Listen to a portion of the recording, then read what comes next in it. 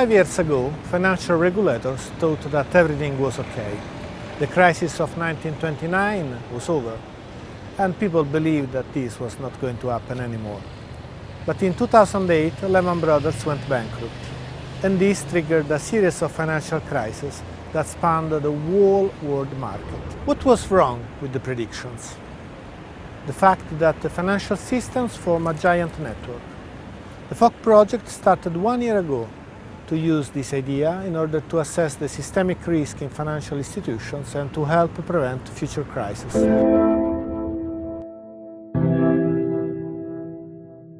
There's been a lot of integration of the global economy in terms of financial flows and banking flows.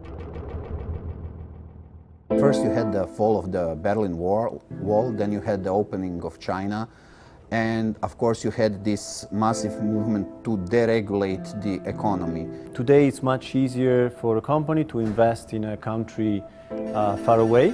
Global financial markets, they've become electronic, you can instantaneously trade across the globe. With this interconnectedness, we have many channels of what we would call contagion, both good and bad. I mean, good things spread very fast, but bad things spread very fast as well. November 4th, 2006, a small power cable went out of order in Germany. This triggered a blackout that went as far away as Portugal. Accidents happen every day, but seldom we notice them. Every now and then, one single event can trigger a large blackout. The same holds in financial systems. They resist many little failures, but every now and then there is one single event that brings all the system down. Why is it so? Because power grids and financial systems are both complex networks.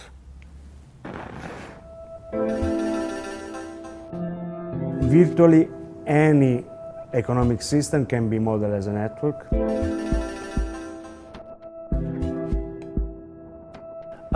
There are companies that are connected because of ownership ties. Companies can be connected by alliances, and they can also be connected by the fact that a company is lending money to another company. The production of real goods is a network in the sense that you have flows of components, for example, and finished goods flowing either to other companies or to the final consumers.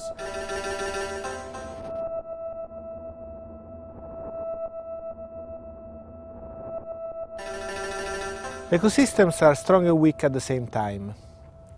According to some estimate, one species out of 1 million get extinct every year without affecting the ecosystems. But when key species are affected, this may collapse down the whole structure.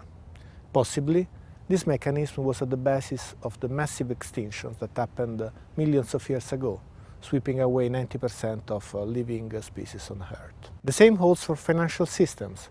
They may look robust, but suddenly they may display unexpected Achilles heel.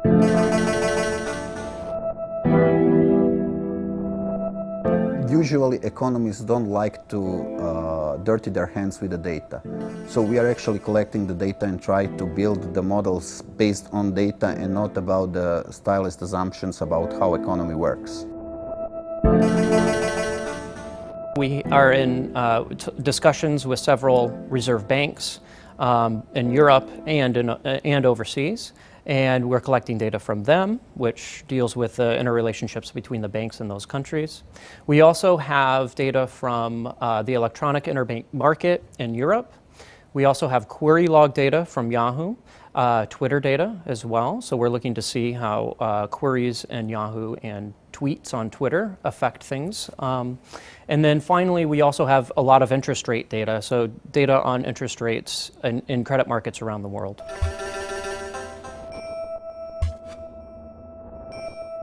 The Earth is shaking and trembling all the time. However, most of the earthquakes are so light that you can't even notice them.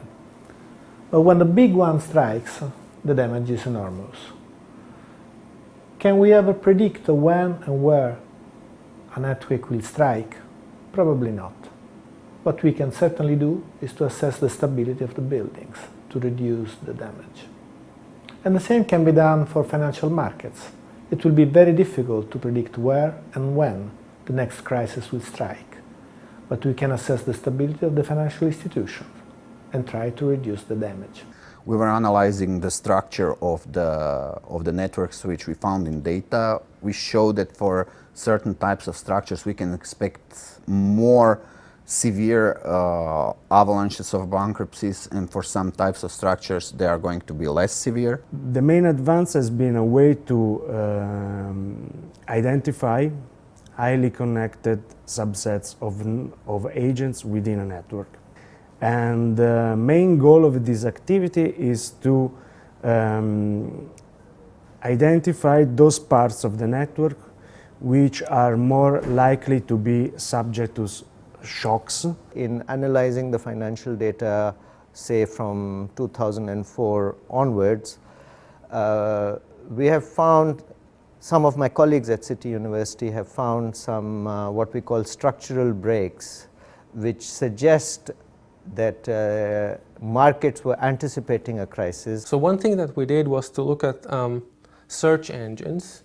If you look at queries that are being issued today, you can actually make some small predictions about how the stock market is going to behave tomorrow.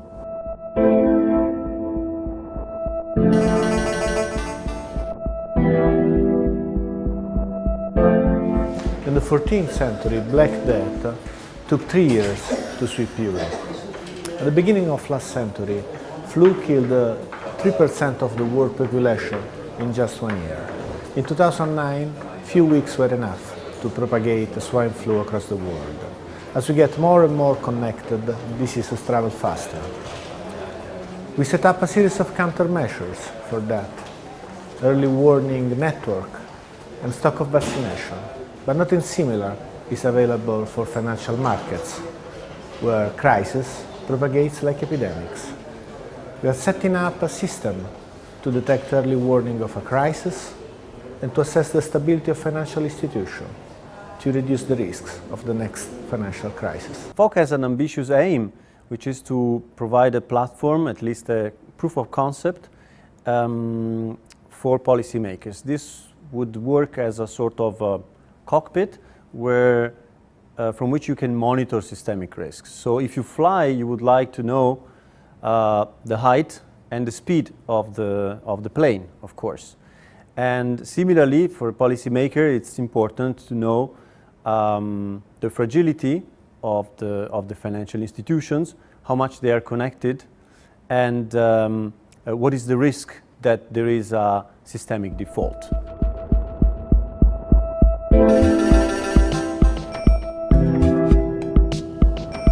Blackouts affect power grids, extinctions destroy ecosystems.